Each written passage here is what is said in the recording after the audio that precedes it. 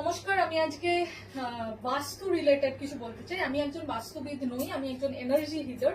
কিন্তু রেকি এনার্জির দ্বারা কিভাবে আমরা এনার্জিটাকে ঠিক করতে পারি সেটা নিয়ে আমি বলবো। সেটা বলার আগে আমি কিছু ছোট্ট একটা জিনিস দেখাই। এটা হচ্ছে আমার একটা ডিভাইস, যেটার দ্বারা আমরা কিরকম এনার্জি আছে একটা জায়গার সেটা দেখতে পাই। তো এইটা যখন খুলে যায় তখন সেটার এনার্জি ভালো, আর এটা যখন ক্রস হয়ে যায় সেটার এনার্জিটা বাজে। সাপোজ আমি আমার বাড়ির এই ঘরের এনার্জি যদি দেখাই, তাহলে আমি যদি এরকম করে, আমি কিন্তু একটাও করছি না, it is just moving on its own. তার মানে আমার এনার্জিটা ভালো, আমার ঘরের এনার্জিটা ঠিক আছে। এবারে আমি এটা বোঝার জন্য যে এটা কিভাবে বুঝি, ধরুন আমার এই জায়গাটায় প্রচুর মোবাইলস আছে, তো এই মোবাইলস, এই ডিজিটাল মিডিয়া, ডিজিটালি যা যা অ্যাক্সেসরিজ আছে সেটার এনার্জি সবসময় কম থাকবে।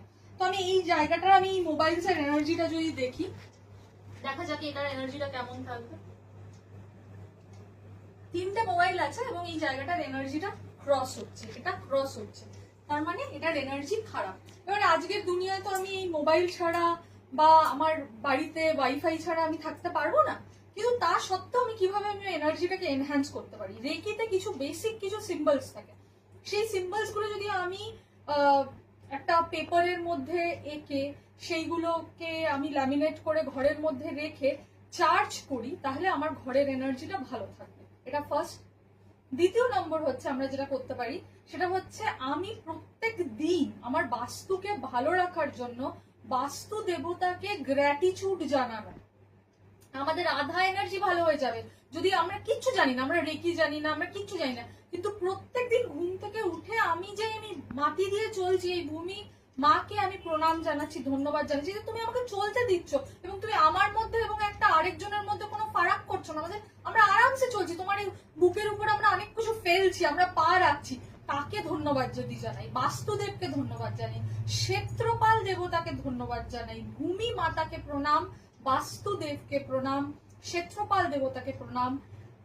এই যে এই প্রণাম, গ্র্যাটিটিউড যখন আমি জানাচ্ছি এবং প্রত্যেক দিন যদি আমি আমার ঘরের মধ্যে, আমি রেকি জানলে আমি রেকি সিম্বলস প্রত্যেকটা ঘরের চারটে কোনায়, চারটে চকুরে মাঝখানে একটা ডাইকুমিও ইমাজিন করে হিল করতে পারি। এবার আমি যখন রেকি জানি না, আমি সাধারণ মানুষ যারা আধাজন রেকি জানে না, তারা কি করবে? তারা তাদের ইষ্টকে চিন্তা করে, তাদের হৃদয়ে চিন্তা করবে যে অনেক ভালোবাসার হৃদয়ের সেখান থেকে প্রত্যেকটা ঘরে স্প্রেড হচ্ছে আলোতে, গোল্ডেন লাইট চিন্তা করতে পারে এবং তার বলা অ্যাফার্মেশন যে আমার ঘরের এনার্জি খুব ভালো, খুব স্ট্রং। রেকিতে স্পেসিফিক্যালি প্রচুর আমি এনার্জি বাস্তু হিলিং করে থাকি। 3 মাস আমি বলতে পারি ওই এনার্জি হিলিং করে দিলে ফর 3.5 মান্থস কি 4 মান্থস এনার্জি ভীষণ হাই থাকে। কিন্তু এনার্জি তো সেটা আবার কমে যায়, তাদের অ্যাক্টিভিটিস তো অনেক চলে, আমাদের বাস্তুর মধ্যে তো আমরা নানা রকম অ্যাক্টিভিটি করি, সেই অ্যাক্টিভিটিতে এনার্জি কমে যায়, আবার ওই এনার্জিটাকে বাড়াতে হয়। এবার রেকি জানলে কি সুবিধা, প্রত্যেক দিন আমি ঘরেকে এনার্জাইজ করছি, আমার এনার্জিটা একটা লেভেলে থাকছে।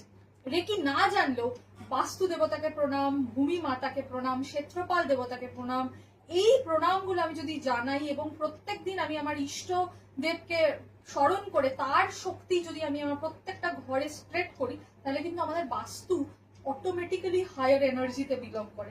এনার্জি চেক করার জন্য আপনি কোনো বাস্তুবিদকে নিয়ে এসে, তাদের সবার কাছে এই সমস্ত ইকুইপমেন্টস থাকে, দেখে নেবেন, পরীক্ষার সফল আপনি হবেন। Thank you very much.